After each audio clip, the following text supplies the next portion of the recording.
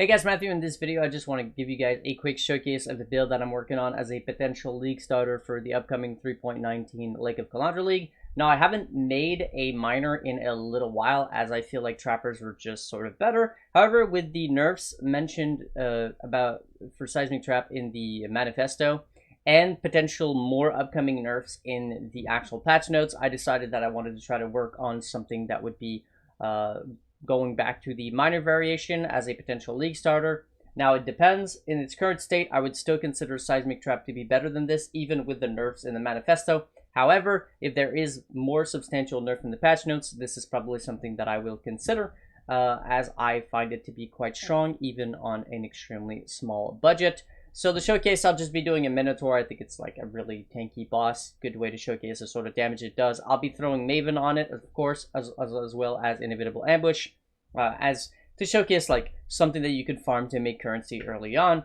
to then either go to a next build or to put more currency into this build. As in its current state, in a league start scenario, we're just using +1 cold wands, a +1 amulet, which is actually +1 intelligence, which is not even as good as say +1 all or +1. Well, I guess it's the equivalent of +1 cold.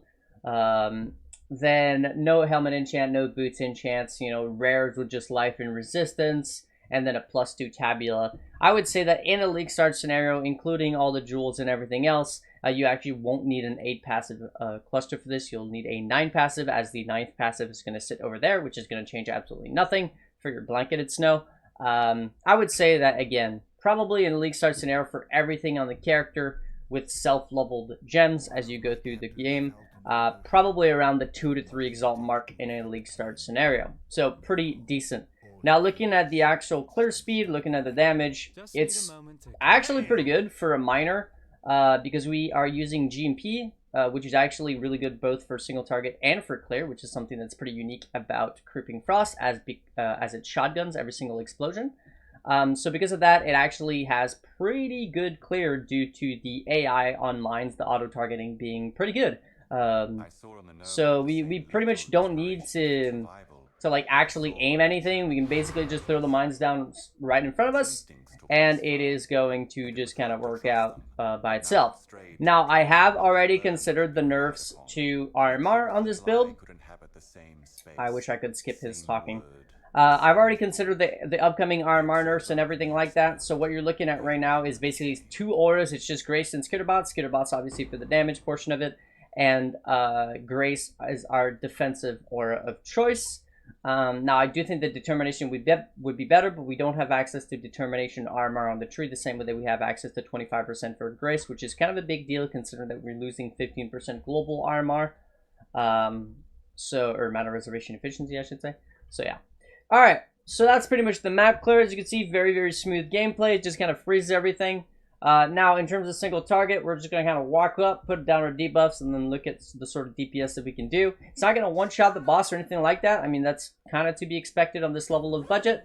But I consider it to be pretty reasonable damage. Now, there is an importance to where we actually put down our debuffs and our mines when it comes to this build, as in order to shotgun, we need to have all our oops, I wasn't paying attention. We need to have all our mines directly on top of the boss to get the absolute maximum amount of shotgunning potential. Ouch, that hurt. So let's go ahead and just keep killing these dude. The best way to actually do damage with this build is to put all of your debuffs or all of your mines down, all 20 of them, and then blow them up, instead of basically constantly be blowing them up.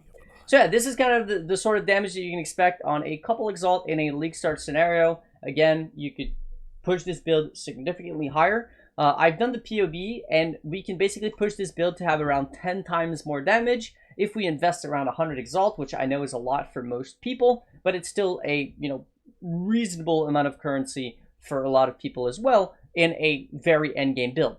Think about it, 10 times more damage than what I just showcased. So if Seismic is nerfed pretty significantly, this is probably something that I'll be falling back on. However, it's still in its early stage. There's a lot that I want to work out in the build, maybe potentially work out the defenses, obviously work out the way that I want to level it and everything else. If I do end up considering it as a good league starter, I'll be making a full build guide about it, so be on the lookout for that.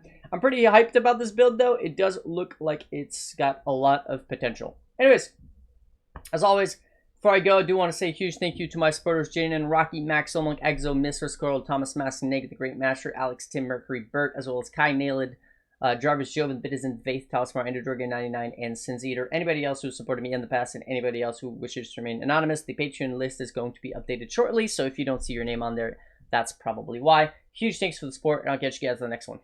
Peace.